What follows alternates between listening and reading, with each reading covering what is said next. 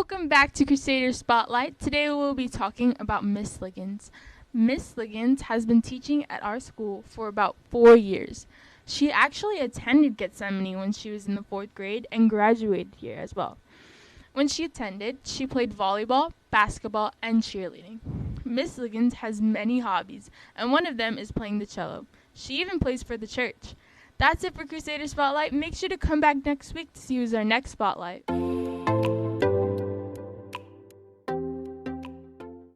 I'm super excited because it is finally fall, which means coat and sweater weather, and pumpkin pie.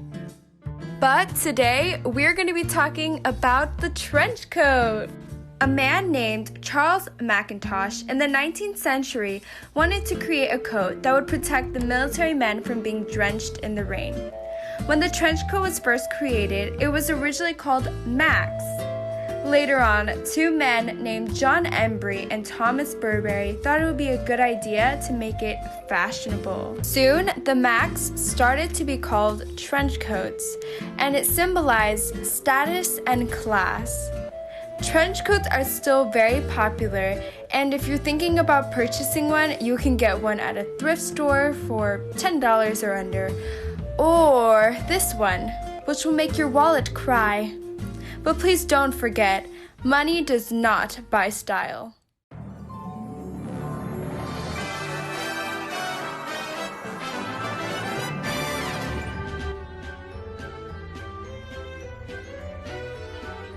Columbus's ships.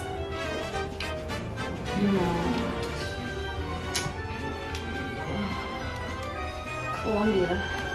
No. Okay, what was the name of Columbus's ships? I don't know. Wow, oh, answer. People are disappointments.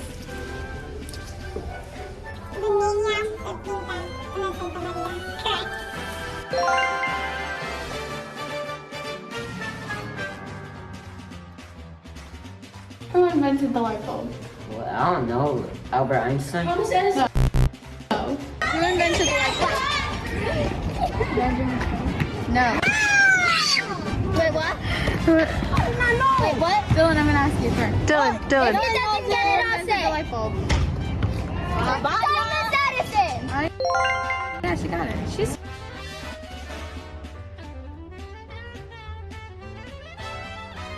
When was the Declaration of Independence signed? July 4th, 1776.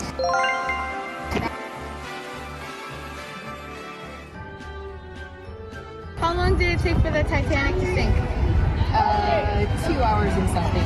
Yeah, it was close enough. Yeah!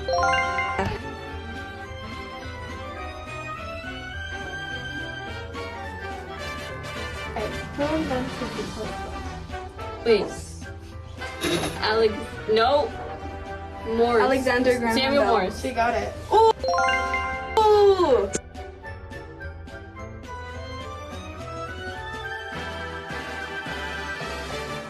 Who first discovered America? Columbus. No. Okay. I don't know. Go. Discovered America. Oh, Christopher Columbus. No. Oh. She's wrong.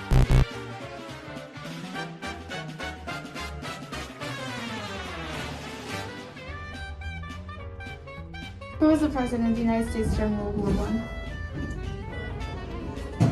Charlie Brown. No.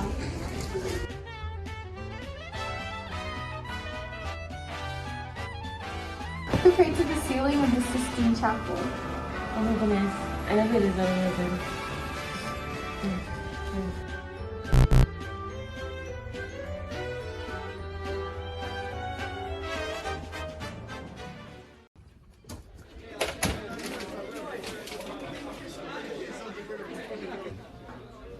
Sir, what's happening? Well, you see, we're on a deadline. Right now. The episode's due today. Sir, you said it was due next week. I know, but we read the deadline wrong. Eli?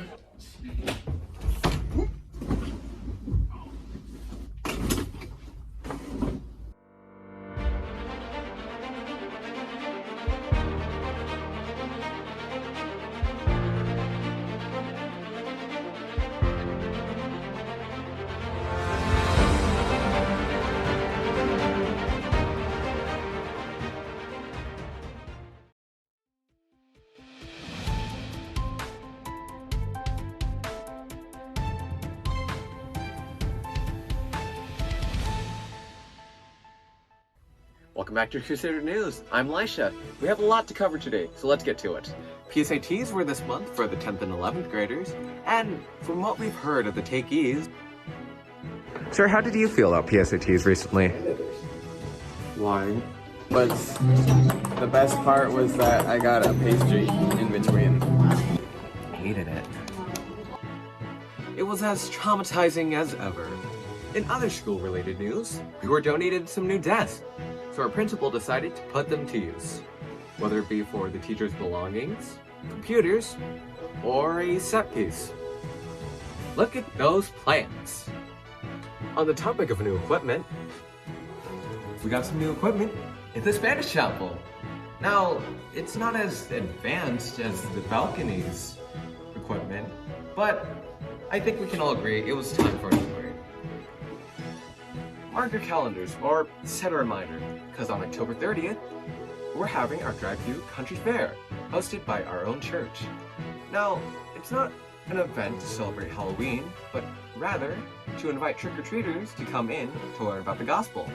Another event to look forward to is the volleyball tournament in Sacramento, happening from November 8th, the day they make the travel to there, to November 13th, the day they come back. Now, let's hope that they have a safe travel, and let's cheer them on as they get some wins. On behalf of all of the volleyball girls, I'd like to thank you for how much you've given for the bake sale.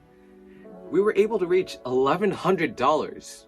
Now, it's not the full amount we need, but it's a great start, so thank you so much. We're currently training as hard as we can so that we can make you guys proud. Please stay tuned for any future fundraisers we decide to hold.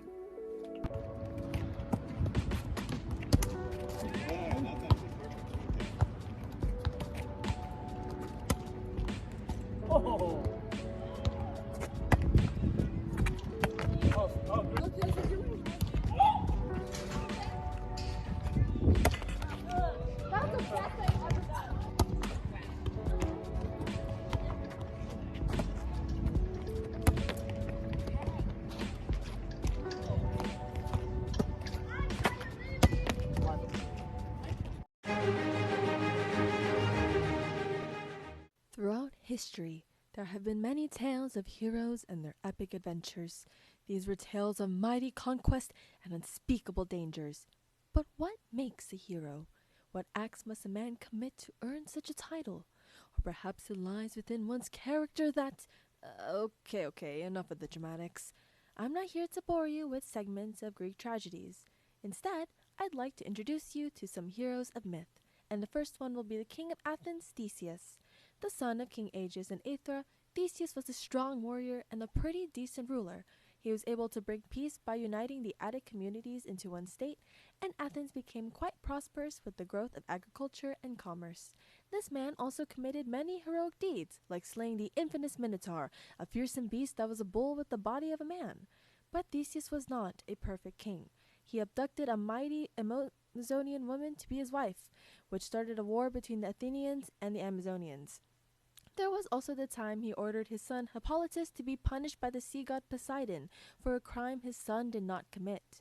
Though Theseus eventually found out the truth, it was too late, and he watched as his son died in his arms. At this point, the people of Athens were starting to dislike the ruler. It seems they forgot all the good Theseus has done for them. Rebellions were started, and eventually Theseus was forced into exile. I guess this story did end up to be a tragedy, but at least it was entertaining. Despite his sad ending, his diplomatic decisions left Athens a better country. That was the move that made LeBron cry.